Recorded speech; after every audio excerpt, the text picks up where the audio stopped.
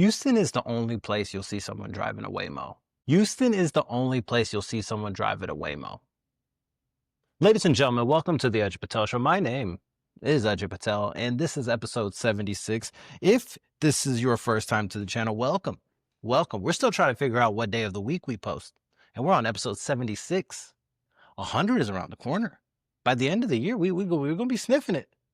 And then paternity leave? Ooh, will I stay consistent by then? I don't even know. Will I just be busy changing diapers? I don't know. Maybe a little absentee father action? Huh? Ladies and gentlemen, welcome back. If you have been here before, I sat in a Starbucks for 2 hours the other day. Yeah, I was working from a Starbucks. Not because it's an aesthetic coffee shop or anything like that, but boy, was it eye-opening. Boy, oh boy, as we say. So, as you make more money in life, as you have more time and money, your realities start to delineate from the previous step, or you go backwards. It's 100% a thing where as you have more money, you start breaking off from different realities. First job I had was a sales associate at a shoe store called Finish Line. They, I think, have now gotten absorbed by a place called JD Sports. You'll probably see that in the shopping mall. People normally say, oh, you worked at Foot Locker. And it's like, is it really worth the argument? It's like when people say, oh, you used to work at Nordstrom. And it's like, all right, bro. You know, like I literally worked at Neiman Marcus, but who cares? You know, like where does this conversation go if I correct you? And I was a sales associate making $5 an hour. Base pay was $5 an hour, and then you make commission on top of that. So you'll make 1% off of shoes, 2% off of apparel, and then 5% off of accessories. Now, they would really try to get you to push accessories, right? The whole idea was, well, people are going to come in here to buy shoes anyway. How do we get you as a sales associate trained up, upskilled to now sell these other items that are probably a higher profit margin? And then you make a higher commission, right? They sell it as a benefit to you. And normally it was. They would show you all these tricks. They would show you, oh yeah, you know, you take the waterproof spray, you spray it on a piece of towel, and then wait a couple seconds and then spray it with a water bottle. They'll see that there's no wet spot on the streak, and then bam, they're convinced just like that. Next, okay, we're going to put a small piece of plastic on the bench. We're going to put a Sharpie on it, and then we're going to spray this foam thing and then clean it to sell the illusion. Yeah, you can use this to clean your shoes. Accessories made 5%. Now, shoes 1%, it's not too crazy, right? If you're selling at a high clip, which is, you know, like if you got the weekend or, maybe like a tax-free weekend kind of thing, Christmas, of course, and you're making 1% off of every shoe. Let's say the average price of a shoe is $100, $1 off of each shoe. So if you're clearing at least $300 an hour of shoes, then your base pay is $8. But then it starts averaging out. Of course, at the end of the day, they can't pay you anything less than minimum wage, right? I don't know how it works for restaurant workers 100%, but that's how my pay structure was. Now, more important than how I was getting paid or what I was getting paid, it's the lifestyle you're around, the people you're around. As you're with some of these people, you guys are all kind of in the same walk of life. You're all making similar money. Even the manager's not too crazy far off, right? They may have just have more years of experience. Maybe they are now the manager from a different store or a different state. They got there after college, whatever it is. And you know in your head, low key, it's like, I'm not trying to strive to be like you, right? I'm not striving to be out here making $35K a year, right? Let's just be straight up. But as you're around these people, most of them are probably from middle school, probably like, not middle school, a high school, probably some type of rival high school, right? It's all similar lifestyles. Everyone's eating at the Panda Express downstairs or grabbing a pretzel during their lunch break. And as you slowly, as time goes on, right, you get a new job. Okay, now maybe you're making 50, 60K out of college. Now you're in this new reality. Now you're in this new reality where you go into the shoe store and you used to get a discount, but at the end of the day, you see some of these people that you used to work with. And it's like, oh shit, you and I are not on the same reality anymore. I can take different vacations than you can. I am in different conversations. I am at different dinners. I'm going to different restaurants than you. I'm taking out loans for houses. You're taking out loans for a credit card. You see what I'm saying? It's a different path. Once you start getting into that post-college job, you're in a different reality. Now, let's say 60K.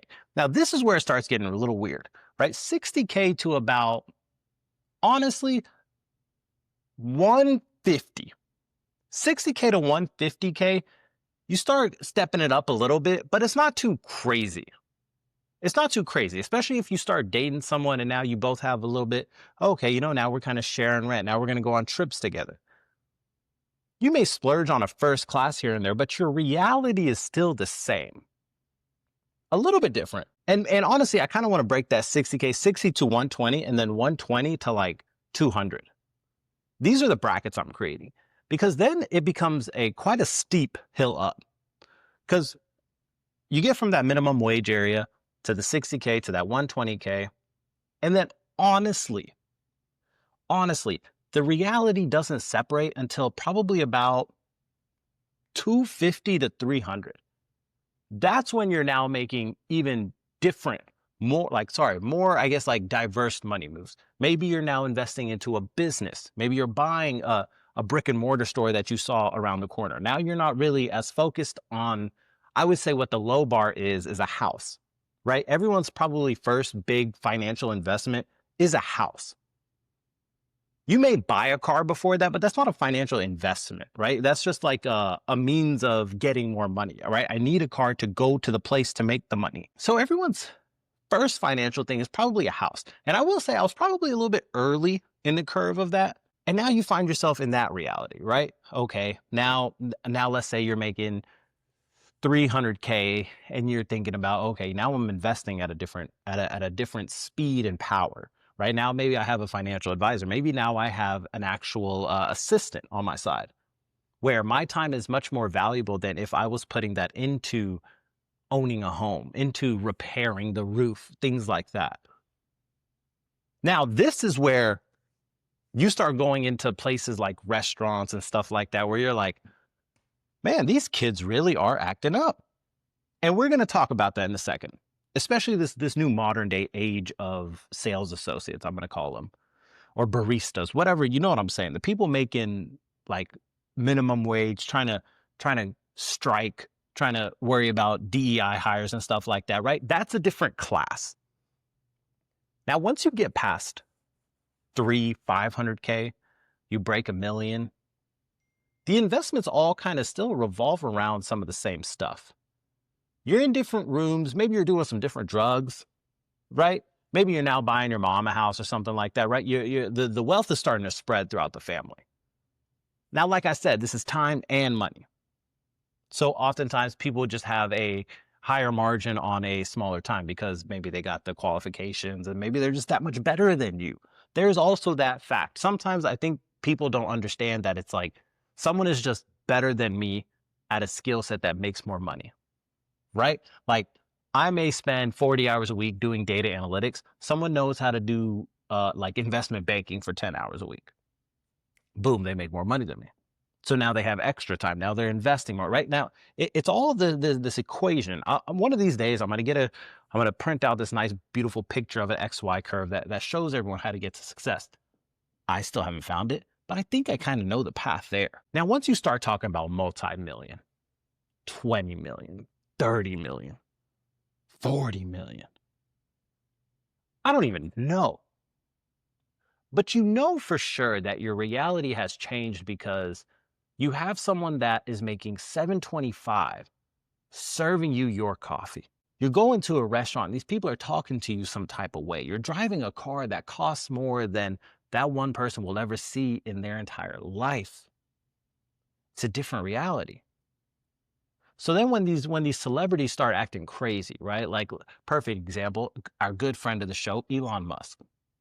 When Elon starts acting crazy, when Will Smith starts acting crazy, when Justin Bieber starts acting crazy, there's a thing to it, right? There's one thing about the public attention. And that is a factor in this for sure. Because there are plenty of rich people out there that probably still have their heads screwed on perfectly correct. But because they're able to avoid the public scrutiny of the world, they're able to stay a little bit sane a little bit longer.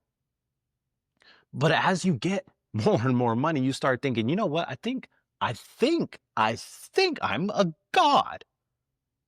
And that's how it gradually happens. I talked about this last week, right? Chris Brown was out there in front of 10,000, 100,000 people on a back-to-back night. That was just 2 nights out of probably a 40-night tour. At some point, when 80,000 people are cheering for you night after night after night, 80,000 distinct people from city to city, and you go online and you read all this hate shit, but then you come out in person and you see, damn, these people do love me. Your reality 100% shifts. Now let's bring it back down to the reality I'm talking about. I'm sitting in this Starbucks and I'm grabbing a couple of hours of work, right? We had some paint work done to our house. So I stepped outside. And first I got to say this. I'm kind of a fan of Starbucks coffee. I know some of y'all call it genocide cafe and all that stuff, but the same way I eat Chick-fil-A is the same way I drink Starbucks. And if they just have a product that I like and convenience, they are always going to win. You can think I'm going to get canceled, whatever it is, but that will always win. If someone presented a chicken sandwich that was comparable to Chick-fil-A, now comparable by all means, right? We're not talking about just the food. We're talking about the service. We're talking about the experience, the cleanliness of the restaurant. You can say, oh, the Popeyes chicken sandwich is better. It is. It is. If you are looking for a chicken sandwich that will stop your heart, Popeyes has the best chicken sandwich. But the experience isn't the same. I can't go in there and someone keeps saying, my pleasure, my pleasure. I can't ask for extra sauce. I can't get a refill on my Coke. So as much negative scrutiny that Chick-fil-A gets, they will remain the superior chicken restaurant. And that is a forever thing. Now, for me, Starbucks is the same thing. It doesn't matter how much negativity comes out on Twitter, Facebook, Reddit. As long as they have a convenient culture of me, every corner I turn, I know that there's a Starbucks there. I have this very interactive app. Ooh, I can earn points. Ooh, they have this little BOGO. Ooh, they have this. And they run a good ship. They run a good ship. I've run into a couple baristas that have an attitude, but it's not the end of the world. Sure, my mom gets on to them sometimes because they're taking a little bit too long on the hot matcha green tea. But they run a good ship. Are the people there racist or anything? I don't know.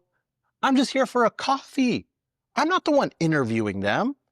I just want my iced caramel macchiato, the cold brew, the sweet cream cold brew. I'm not gonna lie to y'all. That strawberry mocha drink looks amazing. Now, I do like the Starbucks product. A lot of people say the coffee tastes burnt. I guess I like it burnt. So I'm sitting in the Starbucks and you start seeing this reality that used to be you, right? You used to be making the $7.25. Nowadays, it's probably closer to $8 to $10 an hour. And you see how people interact and you see the kind of conversations you have to have. Right? You hear this person that's on the speaker taking people's orders through the drive-through, being very, a personality. Then they put their thing on pause. I don't know exactly how it works. I've never worked a drive-through. And then they start singing. Oh, this guy. He was probably about maybe 19. Yeah, he had to have been a little bit older. He seemed like the manager. Relatively big black dude. He was killing it. Oh my gosh, he was killing it. And now that brings me to the conversation point of, I think there's this stigma that my generation and probably older generations have, that this new generation doesn't know how to have customer service. They don't know how to kind of have that Southern hospitality. They don't know how to anticipate your thoughts. They don't know how to, basically, I'm trying to avoid the word, it's kind of serve you. How do I give this person that's coming to get a coffee a positive experience? For me, I thought I was amazing at selling shoes, right? I probably didn't know the most about shoes, but if you needed something, I was nice. I was friendly. Okay, yeah, you need that shoe? Yeah, no problem. I got you. Have a little bit of patience, this and that. I would kind of, slowly take you through the journey. And that honestly did help me into the professional career. Nowadays, I think about it where it's like, how much of this do I really need? And it is very important in corporate America, but it's not as much when I'm building dashboards. I'm not talking to a front end customer. I'm not actually selling the bricks. I'm selling logic, which is similar, but a completely different world than a Starbucks or a shoe store. Now, seeing this big black boy probably had to have been about 22 years old. Take people's orders, sing around, dance around, help people in the restaurant, give people their pickup order, kind of joke around with coworkers and give them clear cut advice where it's like, no, you got to put ice, you got to do this to this, you got to do this. This is how you do this. This is how you do this. And it seems like they're coaching them, right? It's not a matter of they're getting on to them like, oh my gosh, you did that again. And I think that's where kind of like this divide has happened where, oh, I think it is my generation is like taking out this saltiness onto the next generation, where there's people that probably are just upset that they didn't break the barrier to the next reality.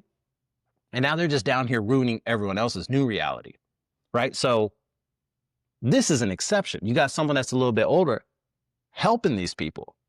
A lot of times we'll go to a restaurant and you'll see it, right? You'll see it, whether it's a store or a restaurant, a hotel, and people get talked to like shit, maybe in private or whatever it is, but you see the ramifications of someone's actions are just so large, and it's like, this person's only just now working. Take it easy on them. Now, I do want to add, some of these motherfuckers are dumb as hell. Dumb as nails, boy. These people be so damn dumb. You'll go to a restaurant, order a chicken sandwich, they'll bring you some beef burger, and it's just like, I didn't order this, bro. And that's not even the worst thing, right? I'll literally order a chicken sandwich. They'll bring me a salad and then just look at me like, well, come on, it's fine. And it's like, bro, what? I didn't order this. Now, I'm a quite lenient person. The other day I went to Starbucks and I ordered a hot coffee through the drive-thru. He gave me an iced coffee. And then he came out and said, oh, well, I took it. I said, it's fine, don't worry. Took a sip.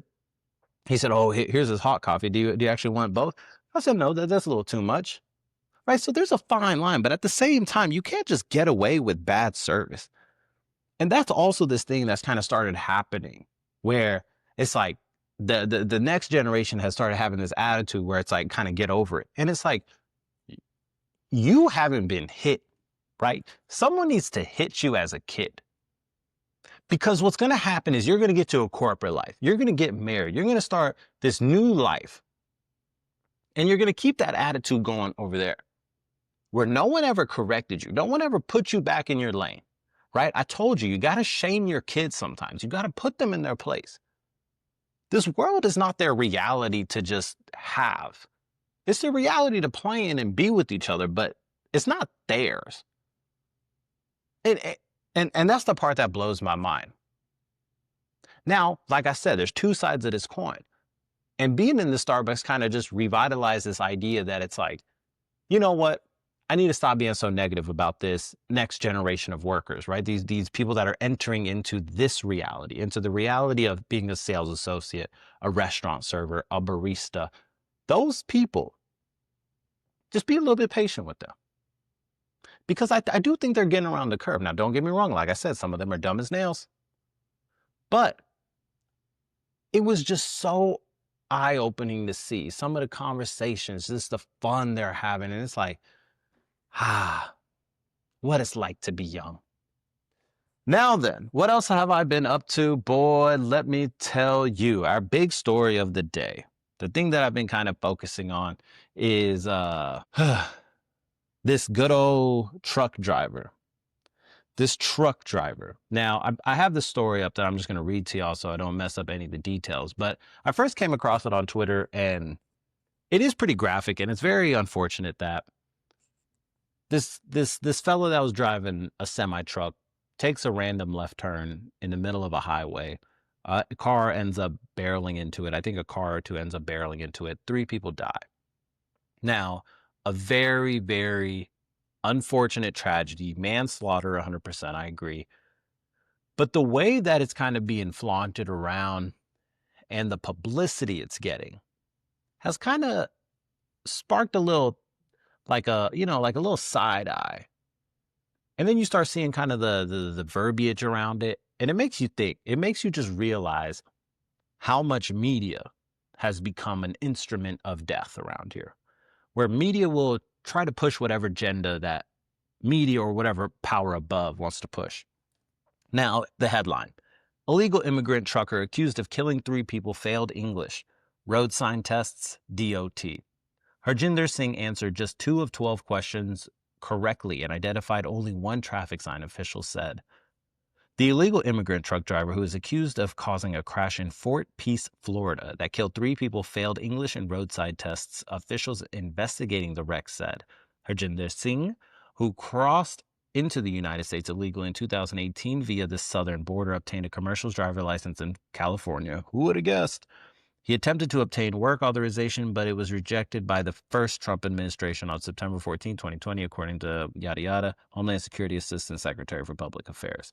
Now, this kind of goes back into what I was saying about last week with the whole administration and agendas going against one another and this culture of just people being angry. Now, this fella, Harjinder Singh, dumbass, right? An absolute moron. He should face manslaughter. He should serve the time, all that stuff. But the way they're using this to twist this agenda of this illegal immigrant did this. And obviously we know the whole Trump administration against illegals and how it's kind of gotten this limelight with the ICE protests and people getting deported where, you know, the number's not even comparable to previous terms, but at the same time, it's just that level of scrutiny. And so then something like this happens where it's like, oh shit, we got this brown fella. We got this brown fella that did this. Now we can kind of use him as our poster child. I don't think very often that stories are made up. You know, like when people say, oh, they fabricated that story, they just made that story up. I think that's a very rare occasion. I'm not saying it's impossible, but I just don't think this particular situation is that. Especially because there was, you know, like literally footage of the wreckage. But you have this poster child now to push this agenda, which becomes so disgusting. You got this fella, you take his turban off, and right there you already see like, wait, I thought they're allowed to at least keep that on as, you know, a religious piece. But does it help that he has it off and now you just got this guy that's brown, has a beard. He has a name that, you know, obviously rings a bell of brown people. But you're using this title everywhere. You see, oh, illegal person does this, illegal person does this. And then at the same time, there's 2 other news story that's come across recently that we're not going to cover as like our main story here, but another truck driver did something very similar where they cut left very hard. The whole truck flipped over, cars crash into it, people die. We didn't really hear about that on the TikTok news wave because it doesn't really help an agenda. And that's what becomes very disgusting. Where these things do happen, right? Fatalities happen all the time. You know, we normally focus on the big ones, right?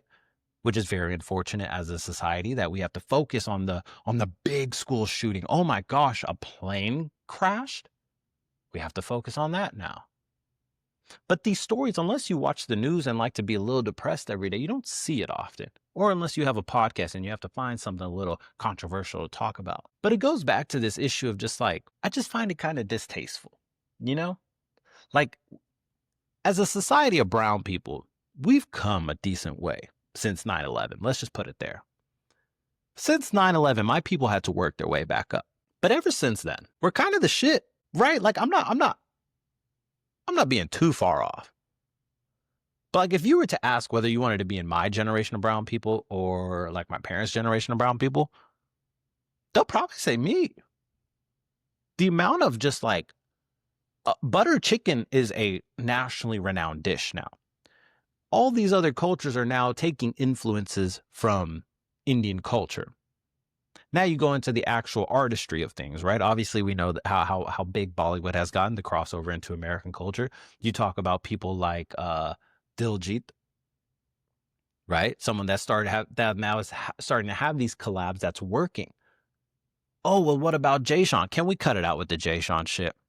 Please, can we cut it out? Yes, he was a pioneer for that generation. He did better than Raghav. He was able to step into that Young Money world. Baby, are you down, down, down, down? Right? We had that moment. It was great. But it's nothing like what this man Diljit's doing. It's on a different level. The way he has these stadiums, the way he's doing these collabs with Lil Baby, Ed Sheeran. So you have this brown culture, whether it's Hindu, Punjabi, Muslim. It's all coming. It's all growing, and so it's even more disgusting. And look, to my Hispanic brothers and sisters, I get it.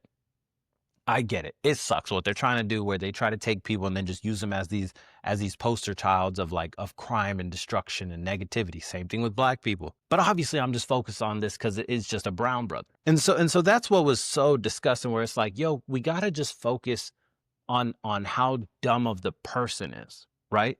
Because you start saying illegal immigrant did this, then you start thinking, oh, okay, illegal immigrants are the problem, but that's not the case. I just had a bunch of dudes come paint the house. How many of them do you think is legal? Huh? Let's be honest.